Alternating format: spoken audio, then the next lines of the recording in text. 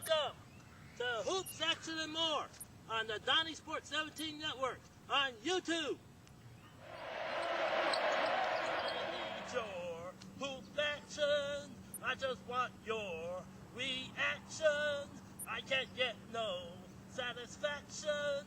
I need your hoop action. Da la la la la la la da da da la la da da da la la la la la la da da da la la la da da da la la la la la la da da la la la da da.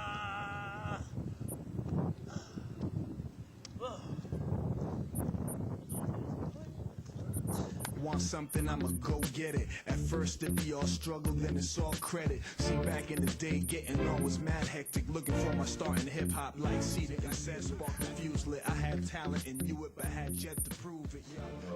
They got Fields on the bench and Weatherspoon on the bench, a couple other big kids. He never played zone. We weren't prepared for zone.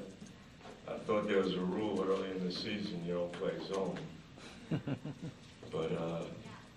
But I admired the way he kept their team in the game. That being said, we got to win, against a rival and a phenomenal facility. And God, I looked in the stands. We had a lot of SMU people. That was terrific. That was exciting to have that. But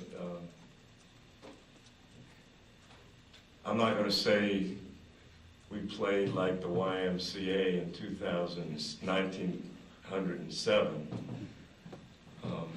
but we had an 18-6 lead and a chance to blow the game open. All of a sudden, we're playing like the summertime, taking shots with one pass, turning the ball over, getting ourselves in foul trouble, and then they controlled the tempo and did a phenomenal job of getting back in the game. But we hung on, got a win, and I think we all should be excited about that. Questions for Coach Bowden? You guys really won the battle down the road. Is that an area you kind of knew you could take advantage of some of their youth and experience down there? I mean, we don't have old men down there, to be honest with you. I thought Kavard did a great job. I think Trent went to zone to protect him a little bit, but I thought for first game as a freshman, both Kavar and Keith did a really good job, because it's not easy. But our big guys didn't take advantage of their lack of size. Our big guys played small. Marcus Kennedy, we played Colorado and played Texas Tech, and our big guys dominated. They didn't dominate tonight. Cannon Cunningham was the only big guy that played big for us. I thought he really gave us tremendous lift, but I think that's the way Trent has to play for a while, because you got to protect Kavar. Hopefully Weatherspoon will get it. They give everybody a waiver, shoot. Well, everybody gets waivers, what? And they get him a waiver. I guess his brother stayed in Utah and he's here, I don't know. But they're going to be good. Their young kids are good. So this is a good win for us. Coach, talking about Nick Moore, his first game for you, player of the game. A lot of things I thought he did great. He had 7 defensive boards the first half. He made some hustle plays. Shows a lot of poise, but he's playing faster than anybody else on our team. Shot some balls that, we weren't ready, didn't take advantage of our size, the fact that maybe they were in foul trouble. But he'll learn. This is the first time he's played in a long time. All of them, Crandall, Marcus, and Nick. So that was a good first game for him. There's a lot, I think we can talk to him about, because he really wants to be great, and I'm confident he'll do better and better. Speaking of playing fast, I know several times you were kind of telling Keith to slow it down, and he seemed pretty excitable when he was getting ready to check in and grabbed him by the arm. Yeah, well, there's not a shot that he don't think he can make. As soon as he walks in this area code, he's ready to let it go. And I have confidence he can make shots, but, you know, for him to play, and to play as well as we all know he can, he's got to learn how to guard. You know, he's got to learn time and score. There's a lot of things that, you know, he needs to get better at, but he comes every day and tries. He just wants to play. You know, he's like a young colt. He's dying to play. I'm mad because our three freshmen are terrific. You know, I wanted to get Sterling and Ben in more, but the way the game, you know, played out, it was hard. We were scratching to win, but the more Keith plays, the more structure he has, you know, in practice, you know, the better he'll get. Because he got a stroke. He's not afraid to make a shot, and he wants to be great. So What were you trying to accomplish by Sean? I just want him to let the game come to him, and you know, and I tell him all the time, you know, the offensive part of it, we figured that one out. Now he's got to figure out all the other things, you know, that it takes to be a, you know, great college player. And I think that'll come for all our young kids. Any reason Keith didn't play the first couple minutes?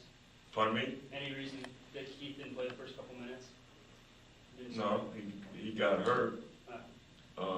But I wouldn't have had him in at the end of the game. You know, he hadn't been in situations like that right now. But he'll play. That's what, you know, our early season schedule, the first few games are tough. I don't mean any game's easy, but we got Rhode Island, who's a much improved team, who buried us last time, and we're playing, I don't know where the hell we're playing. And then we got Arkansas at Arkansas, and if we get in a rat race in Arkansas, that'll be miserable. Then we got tremendous tournament at Corpus Christi. Virginia's a ranked team. So we're indoctrinating a lot of these young kids pretty quickly. You know, we had 2 great scrimmages, but we didn't play anything like those scrimmages. You know, we played like strangers tonight. Scrimmages, we tried to prove something and did it very well. Coach, why wasn't Jalen Jones with the team tonight? We're going to talk about that a little later. Jalen, you know, I think wants badly to be a starter and wants to be a small forward and wants to play 30 minutes, 35 minutes a game. And I don't know if that's in the cards right now, so we're trying to figure it out. But he's done everything I asked. He's been great. He's right now trying to think this thing through. But I can't guarantee anybody on our team, you know, minutes. You know, I'm going to play guys positions I think they help us win. So we're going to try to figure out what's best. Can you talk about the performance of Ryan Manuel in like the last 30 minutes, getting to the line 8 or so times and actually making most of his free throws?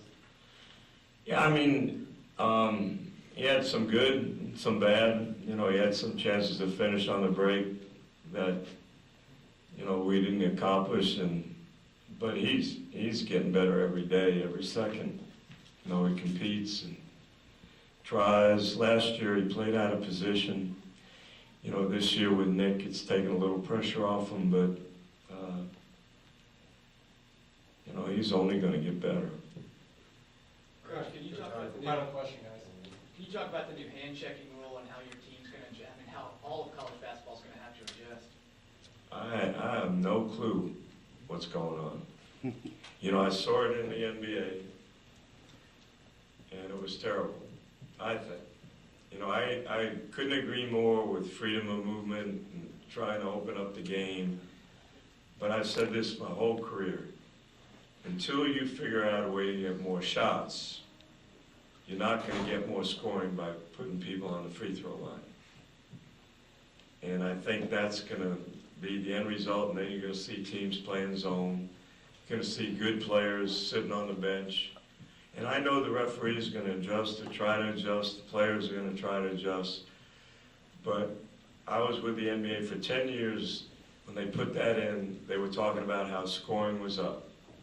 shots went up 1 shot per team, per game in 10 years. Went from 80 to 81. But all they said was shots went up. And if you watch an NBA game today, you'll see them go up and back and up, and that's it. It's like offensive linemen. If you can sprint 30 yards, you're in shape.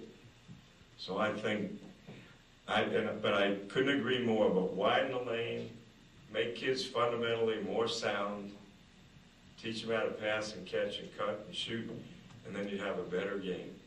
We're playing them too young. You know, we're not working enough on fundamentals. We got kids that are young thinking they're one and done. We're putting them in systems rather than teach them how to play. And I think that's the end result of what they're talking about. So figure out a way how to get more scoring, more shots is the only way I know, and better fundamentals. And they'll get mad at me, and I don't blame the referees, I don't blame the rules committee, but if they call Fred Hoiberg and they call me or any guy that was in the NBA when that was implemented, they'd have told you the same thing I'm telling you. David Stoudemire, Fred Hoiberg, any college guy that had a pro background will tell you exactly what I'm saying. Thank you, Coach. Thank you. I got one.